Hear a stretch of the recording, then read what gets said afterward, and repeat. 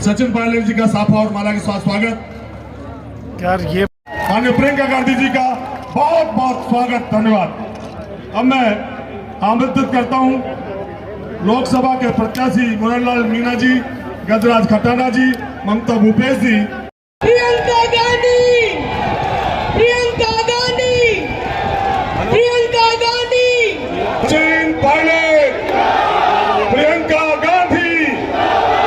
करता हूं स्वागत के लिए हमारी ये जनसैलाब प्रियंका गांधी जी से निवेदन करना चाहता है कि आप जो इस धरती पर पधारी है, ये जनसैलाब बहुत प्रसन्नता के साथ आपका स्वागत करता है। माननीय प्रियंका गांधी जी का बहुत बहुत स्वागत। नहीं सुना, भाषण सुनना चाहिए सबका, तभी तो पता चलता है कि असली कौन है, नकली कौन है ना। मैं तो सुनती हूँ, मैंने सुना उनका भाषण, मैंने उनका भाषण सुना और सच्चाई ये है कि मुझे उनकी बातें अब हल्की लगने लग गई हैं। हो सकता है शुरू में उनकी इच्छा थी कि कुछ करेंगे, लेकिन 10 साल बाद, इतने सारे झूठे वादों के बाद, इतनी सारी बड़ी बड़ी बातें करने के बाद फिर भी आज रोजगार नहीं है देश में, आज महंगाई इतनी बढ़ रही है, पूरा नहीं कर पाए। इसलिए मुझे लगता है कि उनकी बातें अब हल्की पड़ रही हैं। आपने सुना होगा, एक वीडियो देखा होगा कि इनके कई सांसद और इनके कई पार्टी के सदस्य ये कहने लगे हैं अलग अलग प्रदेशों में कि जब हमारी सरकार आएगी हम संविधान को बदलेंगे।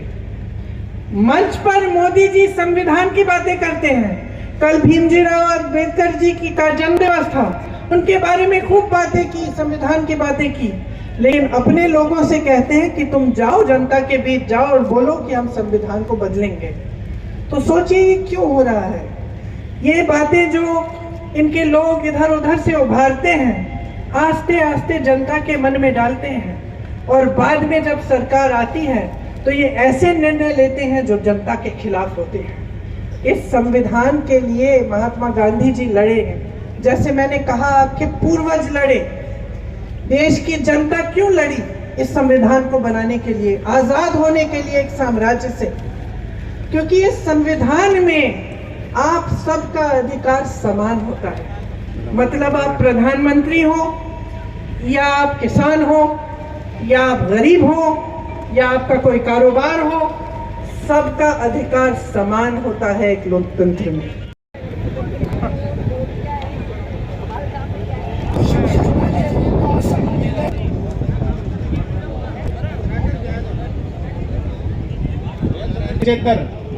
दूसरी है RJ 29 UB 29 CV 002 CB 3488। ये मेन रोड पे खड़ी हुई गाड़ी हटा लें। प्रियंका गांधी, प्रियंका गांधी, प्रियंका गांधी, सचिन पायलट, प्रियंका गांधी।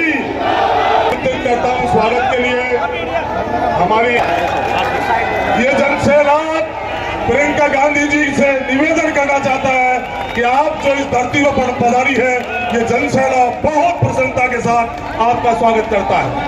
माननीय प्रियंका गांधी जी का बहुत बहुत स्वागत। 20 साल पहले आप लोगों ने अच्छा खाना देना चाहा, बात आसान आज भी लेकर 20 लोग छह से भी ज्यादा अभी तो देखो कि लोग के बाकी के लोगों मैं विशेष कर रहा हूं। इस समय में सर प्रयास दिया दिया पायलट आपके समय आज तक जब तक परिचय में नहीं था, ये लगातार कांग्रेस पार्टी थी। मैं आपको निवेदन कर रहा हूं, इस चुनाव में वो एकता वो से याद करना कांग्रेस का झंडा लगा था। मैं कोई तरह के चुनाव इन कांग्रेस के चुनाव थे लोकसभा का ग्रामीण जी ये चुनाव में लड़ रहे हमारा यहाँ बड़े उसमें मेरी योगदान है कि सही आपको इससे मेरा आपसे यही है आप बच्चे बोलने में और नहीं आप नहीं, लेकिन आज विशेष रूप से करने का चाहता हूं। आज शायद साल तक पहली बार कोई आई है, एक जोरदार ताली से कि जब विकास है कि नहीं, जो शायद वो काम पूरा नहीं हो रहा है, इस शरीर के लिए जागरूक बन जाइए। इस वोट में आपके अगले 5 सालों का भविष्य है।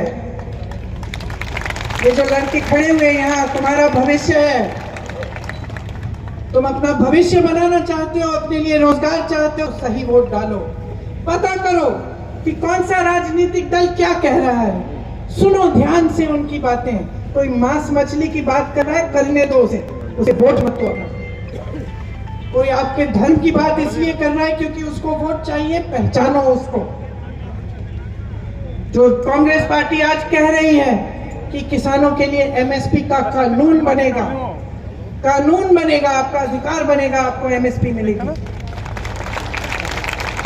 कांग्रेस पार्टी कह रही है कि अग्निवीर को खत्म करेंगे हम, कि 30 लाख सरकारी पद खाली हैं मोदी जी की सरकार में। 10 सालों से खाली पड़े हैं, तुम खाली पड़े हो, तुम खाली पड़े हो, तुम खाली पड़े हो, और तुम्हारा वहां पद खाली पड़ा है, लेकिन उसको भरने की कोई प्रयास नहीं हुआ है। तुम खाली पड़े हो, तुम बेरोजगार हो। हम कह रहे हैं उन पदों को भरेंगे और तुम्हें रोजगार देंगे। हम कह रहे हैं कि स्नातक पास बच्चों को हम अप्रेंटिसशिप देंगे। जैसे रईसों के बच्चे जाते हैं ना, पढ़ाई खत्म करने के बाद इंटर्नशिप करते हैं, उनको पैसा भी मिलता है कंपनियों से, उस तरह की अप्रेंटिसशिप हम आपके लिए लाएंगे। 1 लाख रुपया मिलेगा आपको जब तक आपकी नौकरी नहीं मिलेगी। 5000 करोड़ का हम फंड बनाना चाहते हैं कि नौजवान जब अपना कुछ छोटा सा कारोबार शुरू करना चाहता है, उसको उस फंड से पैसे मिले ताकि वो कारोबार शुरू कर पाए। क्योंकि हम चाहते हैं कि छोटी जो कारोबार है और मध्यम जो कारोबार है उनको हम मजबूत बनाएं ताकि रोजगार बने। काम कर रही थी, मैंने बहुत देखा, कुछ बच्चे 6-6 साल के लिए कर रहे थे, फिर लिखो आपसे दिया, फिर से भरी, फिर से दिया, कभी भी नहीं। हमें कैलेंडर बनाना आते हैं, शुरू से का रिजल्ट का दिन, नियुक्ति का दिन पहले से तय हो जाए। कोई अधिकारी या कोई पीछे कहीं पोस्टें तो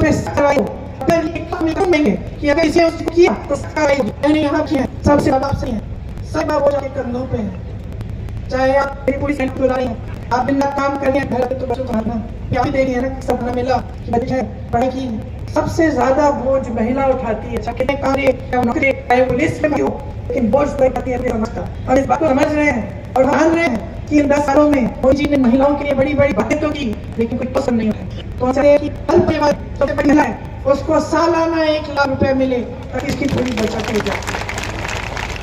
50% जो सरकारी भर्तियां हैं उसमें से 50% महिलाओं को मिलेंगी, मतलब महिलाओं के लिए हम करेंगे। जितने जो बहन के आते हैं ठीक है। नहीं मैम, इसलिए मैं आपसे बात कह रहे हैं, तीसरी बार उन्हीं की सरकार पर प्रधानमंत्री जी कह रहे हैं। जनता क्या कहती है, मैम आपको क्या पब्लिक का मूड क्या लग रहा है? आपने तमाम रैलियां की हैं आप। मुझे तो पब्लिक का मूड लगता है कि उठ चुके हैं और परिवर्तन चाहते हैं, क्योंकि जनता भी सब नहीं सुनना चाहती। जनता चाहती है कि अब अपनी जो समस्याएं हैं उनका समाधान हो। और 10 साल हो गए हैं, बेरोजगारी बढ़ रही है, महंगाई बढ़ रही है, तमाम जो समस्याएं हैं, जनता का जो संघर्ष है वो बहुत ज़्यादा बढ़ गया है। और चाहे जो भी जिस तरह से कमाने की कोशिश कर रहा है, चाहे खेती में चाहे कुछ भी हो, वो पूरा कर नहीं पा रहा। तो मुश्किलें बहुत बढ़ चुकी हैं और लोग अब ये नहीं चाहते कि उनको इधर उधर की बातें हम बताएं और उनका ध्यान भटकाया जाए। लोग चाहते हैं कि उनकी जो समस्या है उनका समाधान। मैम 10 साल पहले रोजगार की बात की थी, 2 करोड़ रोजगार देंगे। उसके बाद आपको पेंशन की बात की थी, लोगों को घर देने की बात की, हर घर में जल देने की बात की, नल देने की बात की। दिया क्या बताइए, आप बताइए दिया क्या? 15 लाख रुपए खाते में आए, 2 करोड़ रोजगार मिले, कुछ नहीं। परिस्थितियाँ तो एकदम अलग है ना। परिस्थितियाँ ये हैं कि जितने भी आपके वादे किए उनको आपने पूरा नहीं किया। हाँ, इवेंट खूब हुए, G20 हुआ, ये हुआ, वो हुआ, तमाम प्रधानमंत्रियों ने, राष्ट्रपतियों ने कहा कि भाई मोदी जी बहुत महान है, ये सब हुआ। लेकिन जनता के जीवन में जो उसका रोज का संघर्ष है, जो किसान का संघर्ष है, श्रमिक का संघर्ष है, महिलाओं का संघर्ष है, तो क्या बदलाव है? मैम राहुल जी हर सभा में पूछती हूँ कि भाई आपके जीवन में परिवर्तन आया कि नहीं आया, और जवाब हमेशा वही नहीं आया, तरक्की नहीं हुई। राहुल जी पर खास तौर से जब आप देखिए तब उन पर पर्सनल अटैक भी बहुत ज़्यादा होते हैं और वो लगातार आगे बढ़ते, वो इन चीज़ों पर ध्यान नहीं देते। इसके पीछे आपको क्या लगता है, क्या रणनीति? आप पर्सनल जो भी राहुल की रणनीति जी राहुल जी की रणनीति नहीं है, लेकिन स्वभाव होता है। कुछ इंसान अपना ध्यान जो है अपने काम पे रखते हैं और कुछ बातों पे रखते हैं, कुछ दिखावे पे रखते हैं। किसी की असली श्रद्धा होती है, किसी की नकली श्रद्धा। भैया की श्रद्धा ऐसी है इस देश के लिए, इस देश की जनता के लिए।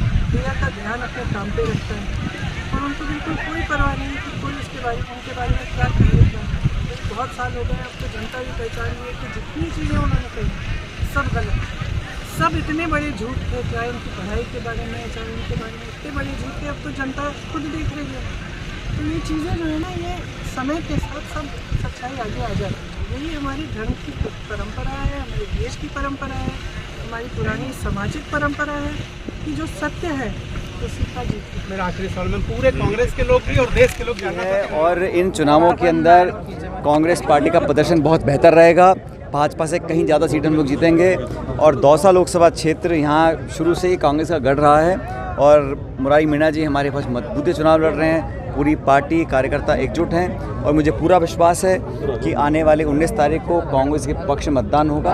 आज प्रियंका जी ने जो भाषण दिया उस सब लोगों में ऊर्जा भर कर गई है, कार्यकर्ताओं के अंदर, आम व्यक्ति के अंदर, और सभी लोग बदलाव चाहते हैं। नौजवान रोज़गार मांग रहे हैं, किसानों के लिए हम लोगों ने MSP की गारंटी का कानून का वादा किया है। तो कांग्रेस का मैनिफेस्टो, कांग्रेस के उम्मीदवार, कांग्रेस का प्रचार और जनता में जो बदलाव की भावना है उसे देखकर मैं कह सकता हूं कि हम लोग इस बार भाजपा से ज़्यादा सीट लेकर आएंगे राजस्थान के अंदर। सर, भाजपा ने भी संकल्प पत्र जारी किया है, बीजेपी ने भी एक विकसित भारत की संकल्प। पहले तो उनको पिछले 10 साल का एक श्वेत पेपर जारी करना चाहिए कि इन 10 सालों में हमने क्या किया है, कितनी महंगाई बढ़ाई है, कितना बेरोजगारी बढ़ी है, किसानों पर वादा खिलाफी करी गई है, महिलाओं नौजवानों की बात करते हैं, लेकिन ना तो इसमें OPS का मेंशन है, ना इसमें महिलाओं को ताकत देने का काम किया। जुमलेबाजी, वादे करना और 10 साल के रिपोर्ट कार्ड के ऊपर लोग आकलन करेंगे, उसके बाद ही मतदान होगा। मुझे पूरा विश्वास है कि इंडिया गठबंधन और कांग्रेस पार्टी बहुमत के साथ सरकार बनाएंगे 4 जून को। राजस्थान में कितनी सीट आ रही है? मैंने कहा ना, राजस्थान में भाजपा से ज़्यादा सीट कांग्रेस पार्टी जीतेगी।